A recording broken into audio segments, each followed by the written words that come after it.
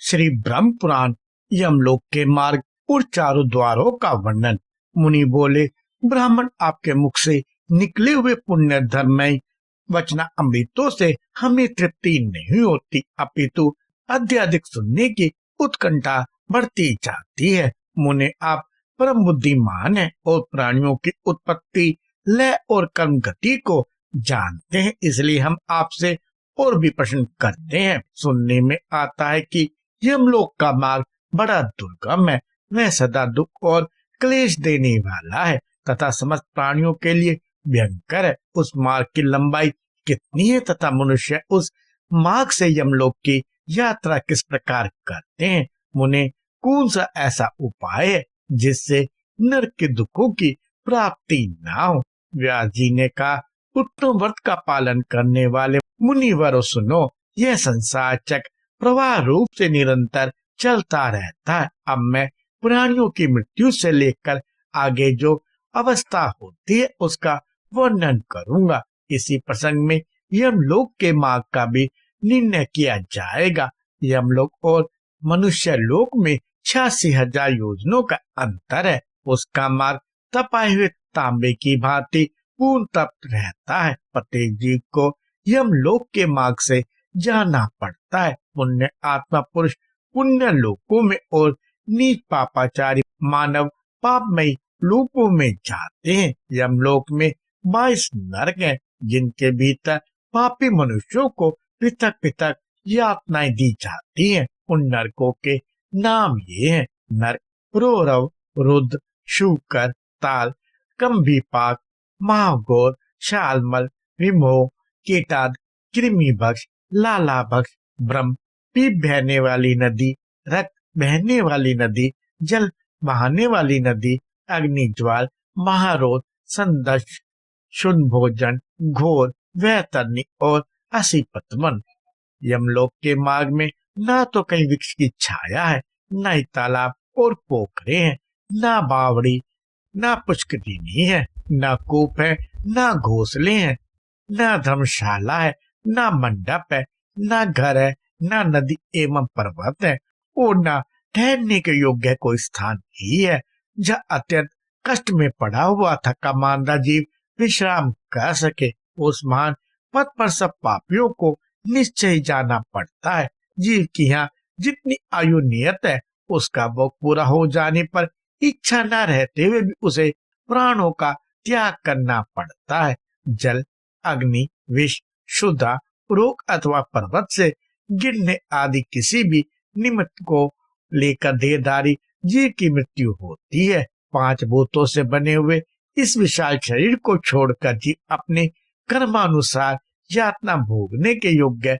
दूसरा शरीर धारण करता है। उसे सुख और दुख भोगने के लिए सुदृढ़ शरीर की प्राप्ति होती है। पापाचारी मनुष्य उसी देह से अत्यंत कष्ट भोगता है और धर्मात्मा मनुष्य प्रसन्नता पूर्वक सुख का भागी होता है। शरीर में जो गर्मी या पित्त है, वह तीव्र वायु से प्रेरित होकर जब अत्यंत कुपित हो जाता है, उस समय बिना ईंधन के उद्दीपित हुई अग्नि की भांति बढ़कर मम स्थानों को विदीर्ण कर देता है। तत्पश्चात उदान नामक वायु ऊपर की ओर उठता है और खाए पिए हुए अन्न जल को नीचे की ओर जाने से रोकता है। उस आपत्ति की अवस्था में भी उसी को प्रसन्नता रहती है जिसने पहले जल, अन्न एवं रस का दान किया है। जिस पुरुष ने श्रद्धा से पवित्र किए हुए अंतकरण के द्वारा पहले अन्नदान किया है, वह उस रुग्ण अवस्था में अन्न के बिना भी तृप्ति लाभ करता है। जिसने कभी मिथ्या भाषण नहीं किया, 2 प्रेमियों के पारस्परिक प्रेम में बाधा नहीं डाली तथा जो आस्तिक और श्रद्धालु है, वह सुखपूर्वक मृत्यु को प्राप्त होता है। जो देवता और ब्राह्मणों की पूजा में संलग्न रहते, किसी की निंदा नहीं करते तथा सात्विक, उदार और लज्जाशील होते, ऐसे मनुष्यों को मृत्यु के समय कष्ट नहीं होता। जो कामनाओं से, क्रोध से अथवा द्वेष के कारण धर्म का त्याग नहीं करता, शास्त्र आज्ञा का पालन करने वाला तथा सौम्य होता है, उसकी मृत्यु भी सुख से होती है। जिन्होंने कभी जल का दान नहीं किया है, उन मनुष्यों को मृत्यु काल उपस्थित होने पर अधिक जलन होती है तथा अन्नदान से करने वालों को उस समय भूख का भारी कष्ट भोगना पड़ता है। जो लोग जाड़े के दिनों में लकड़ी दान करते हैं वे शीत के कष्ट को जीत लेते हैं। जो चंदन दान करते हैं वे ताप पर विजय पाते हैं तथा जो किसी भी जीव को उद्वेग नहीं पहुंचाते वे मृत्यु काल में प्राणघातनी क्लेश में वेदना का अनुभव नहीं करते। ज्ञानदाता पुरुष मोह पर और दीपदान करने वाले अंधकार पर विजय पाते हैं। जो झूठी गवाही देते, झूठ बोलते, अधर्म का उपदेश देते और वेदों की निंदा करते हैं वे सब लोग मूर्छाग्रस्त होकर मृत्यु को प्राप्त होते हैं। ऐसे लोगों की मृत्यु के समय यमराज के दुष्ट दूत हाथों में हथौड़ी एवं मुद्गर लिए आते हैं। वे बड़े भयंकर होते हैं और उनकी देह से दुर्गंध निकलती रहती है। उन यमदूतों पर दृष्टि पड़ते ही मनुष्य कांप उठता है और भ्राता, माता तथा पुत्रों का नाम लेकर बारंबार चिल्लाने लगता है। उस समय उसकी वाणी स्पष्ट समझ में नहीं आती। एक ही शब्द, एक ही आवाज सी जान पड़ती है। भय के मारे रोगी की आंखें झूमने लगती हैं और उसका मुख सूख जाता है। उसकी सांस ऊपर को उठने लगती है। दृष्टि की शक्ति भी नष्ट हो जाती है। फिर वह अत्यंत वेदना से पीड़ित होकर उस शरीर को छोड़ देता है और वायु के सारे चलता हुआ वैसे ही दूसरे शरीर को धारण कर लेता है। जो रूप, रंग और अवस्था में पहले शरीर के समान ही होता है वह शरीर माता पिता के गर्भ से उत्पन्न नहीं, क्रम जनित होता है और यातना भोगने के लिए ही मिलता है। उसी से यातना भोगनी पड़ती है। तदंतर यमराज के दूत शीघ्र उसे दारुण पाशों से बांध लेते हैं। मृत्यु काल आने पर जीव को बड़ी वेदना होती है जिससे वह अत्यंत व्याकुल हो जाता है। उस समय सब भूतों से उसके शरीर का संबंध टूट जाता है। प्राण वायु कंठ तक आ जाती है और जीव शरीर से निकलते समय जोर जोर से रोता है। माता पिता, भाई, मामा, स्त्री, पुत्र, मित्र और गुरु सबसे नाता छूट जाता है। सभी सगे संबंधी नेत्रों में आंसू भरे दुखी होकर उसे देखते रह जाते हैं और वह अपने शरीर को त्याग कर मृत्यु लोक के मार्ग पर वायु रूप होकर चला जाता है।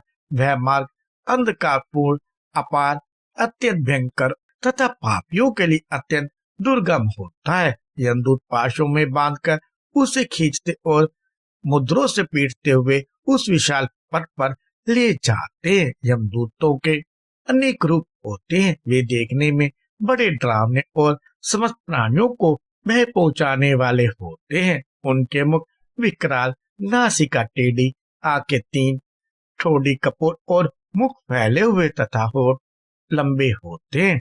वे अपने हाथों में विकराल एवं भयंकर आयुध लिए रहते हैं। उन आयुधों से आग की लपटें निकलती रहती है। पाश, सांकल और डंडे से भय पहुंचाने वाले महाबली महाभयंकर यमकिंग का यमराज की आज्ञा से प्राणियों की आयु समाप्त होने पर उन्हें लेने के लिए आते हैं। जीव यातना भोगने के लिए अपने कर्म के अनुसार जो भी शरीर ग्रहण करता है उसे ही यमराज के दूत यमलोक में ले जाते हैं। वे उसे काल पाश में बांधकर पैरों में बेड़ी डाल देते हैं। बेड़ी की सांकल वृक्ष के समान कठोर होती है।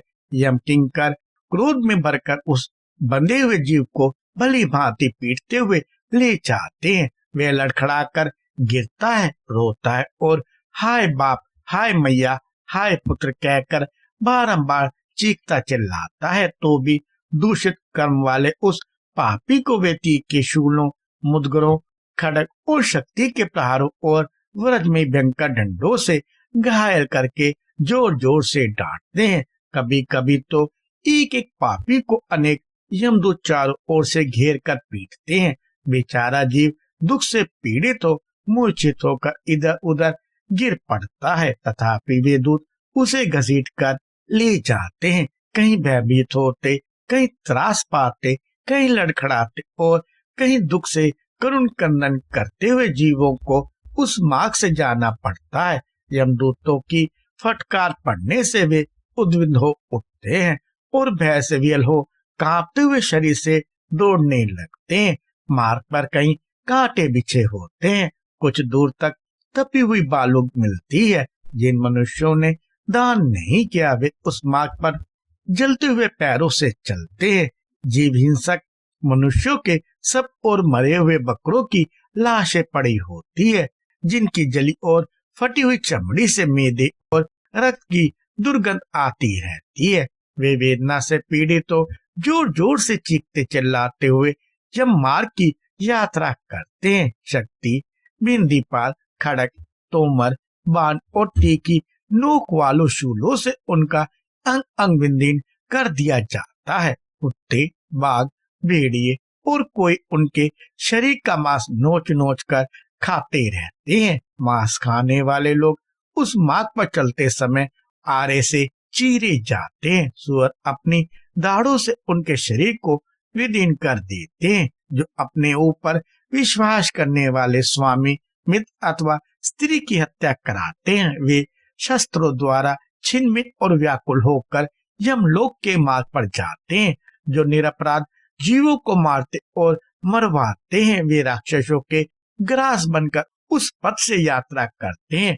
जो प्राय स्त्रियों के वस्त्र उतारते हैं, वे मरने पर नंगे करके दौड़ते हुए यमलोक में लाए जाते हैं। जो दुरात्मा पापाचारी अन्न, वस्त्र, सोने, घर और खेत का अपहरण करते हैं, उन्हें यमलोक के मार्ग पर पत्थरों, लाठी और डंडों से मारकर जर्जर कर दिया जाता है और वे अपने अंग प्रत्यंग से प्रचुर रक्त बहाते हुए यमलोक में जाते हैं। जो नराधम नरक की परवाह न करके इस लोक में ब्राह्मण का धन हड़प लेते, उन्हें मारते और गालियां सुनाते हैं। उन्हें सूखे काट में बांधकर उनकी आंख फोड़ दी जाती और नाक कान काट लिए जाते हैं। फिर उनके शरीर में पीप और रक्त पोत दिए जाते हैं और काल के समान गिद्ध और गीदड़ उन्हें नोच नोच कर खाने लगते हैं। इस दशा में भी क्रोध में भरे हुए भयानक यमदूत उन्हें पीटते हैं और वे चिल्लाते हुए यमलोक के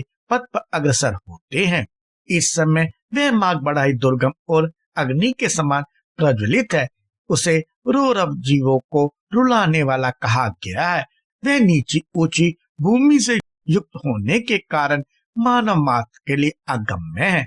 तपाए हुए तांबे की भांति उसका वर्ण है। वह आग की चिंगारियां और लपटे दिखाई देती हैं। वह मार्ग कंटकों से भरा है, शक्ति और व्रज आदि आयुधों से व्याप्त है। ऐसी कष्टप्रद मार्ग पर निर्दय यमदूत जीव को घसीटते हुए ले जाते हैं और उन्हें सब प्रकार के अशस्त्रों से मारते रहते हैं। इस प्रकार पापासक्त अन्यायी मनुष्य विवश होकर मार खाते हुए दुर्धर्ष यमदूतों के द्वारा यमलोक में ले जाए जाते हैं। यमराज के सेवक सभी पापियों के उस दुर्गम मार्ग से अवहेलना पूर्वक ले जाते हैं। वे अत्यंत भयंकर मार्ग जब समाप्त हो जाता है, तब यमदूत पापी जीव को तांबे और लोहे की बनी हुई भयंकर यमपुरी में प्रवेश कराते हैं। वह पुरी बहुत विशाल है, उसका विस्तार लाख योजन का है। वह चौकोर बताई जाती है। उसके 4 सुंदर दरवाजे हैं। उसकी 4 दीवारी सोने की बनी हुई है जो 10,000 योजन ऊंची है। यमपुरी का पूर्व द्वार बहुत ही सुंदर है। वहाँ फहराती हुई सैकड़ों पताका उसकी शोभा बढ़ाती है।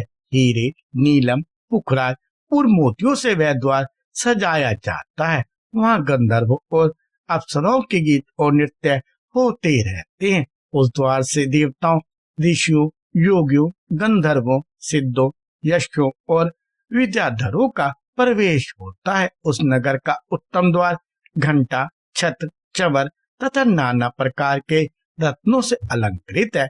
वहाँ वीणा और वेणु की मनोहर ध्वनियां गूंजती रहती है। गीत, मंगल गान तथा ऋग्वेद आदि के सुमधुर शब्द होते रहते हैं। वहाँ महर्षियों का समुदाय शोभा पाता है। उस द्वार से उन्हीं पुण्य आत्माओं का प्रवेश होता है जो धर्मज्ञ और सत्यवादी हैं, जिन्होंने गर्मी में दूसरों को जल पिलाया और सर्दी में अग्नि का सेवन कराया है, जो थके मांदे मनुष्यों की सेवा करते और सदा प्रिय वचन बोलते हैं, जो दाता शूर और माता पिता के भक्त है तथा जिन्होंने ब्राह्मणों की सेवा और अतिथियों का पूजन किया है, वे भी उत्तर द्वार से ही पुरी में प्रवेश करते हैं। यमपुरी का पश्चिम महाद्वार भांति भांति के रत्नों से विभूषित है। विचित्र विचित्र मणियों की सीढ़ियां बनी है। देवता उस द्वार की शोभा बढ़ाते रहते हैं। वहाँ भेरी, मृदंग और शंख आदि वाद्यों की ध्वनि हुआ करती है। सिद्धों के समुदाय सदा हाश में भरकर उस द्वार पर मंगल गान करते हैं। जो मनुष्य भगवान शिव की भक्ति में सघन रहते हैं, जो सब तीर्थों में गोते लगा चुके हैं, जिन्होंने पंचाग्नि का सेवन किया है, जो किसी उत्तम तीर्थ स्थान में अथवा कालिंजर पर्वत पर प्राण त्याग करते हैं, और जो स्वामी मित्र अथवा जगत का कल्याण करने के लिए और गायों की रक्षा के लिए मारे गए हैं, वे शूरवीर और तपस्वी मनुष्य पश्चिम द्वार से यमपुरी में प्रवेश करते हैं। उस पुरी का दक्षिण द्वार अत्यंत भयानक है। वह संपूर्ण जीवों के मन में भय उपजाने वाला है। वहाँ निरंतर हाहाकार मचा रहता है, सदा अंधेरा छाया रहता है। उस द्वार पर तीखे सिंह, कांटे, बिच्छू, सांप, व्रजमुख कीट, भेड़िए, व्याघ, रीछ, सिंह, गीदड़, कुत्ते, बिलाव और गिद्ध उपस्थित रहते हैं। उनके मुखों से अग्नि की लपटें निकला करती हैं, जो सदा सबका अपकार करने वाले पापात्मा है। उन्हीं का उस मार्ग से पुरी में प्रवेश होता है, जो ब्राह्मण, गो, बालक, वृद्ध, रोगी, शरणागत, विश्वासी, स्त्री, मृत और नित्य मनुष्यों की हत्या कराते हैं, अगम्य स्त्री के साथ संभोग करते हैं, दूसरे के धन का अपहरण करते हैं, द्रोहर हड़प लेते हैं, दूसरे को जहर देते और उनके घरों में आग लगाते हैं, पराई भूमि, गृह, शैया, वस्त्र और आभूषणों की चोरी करते हैं, दूसरे के छिद्र देखकर उनके प्रति क्रूरता का बर्ताव करते हैं, सदा झूठ बोलते हैं, ग्राम, नगर तथा राष्ट्र को महान दुख देते हैं, झूठी गवाही देते, कन्या बेचते, अभक्ष्य भक्षण करते, पुत्र और पुत्र वधू के साथ समागम करते, माता पिता को कटु वचन सुनाते और अन्य अन्य प्रकार के महापातकों में संलग्न रहते हैं, वे सब दक्षिण द्वार से यमपुरी में प्रवेश करते हैं। कृपया लाइक, शेयर और सब्सक्राइब करें।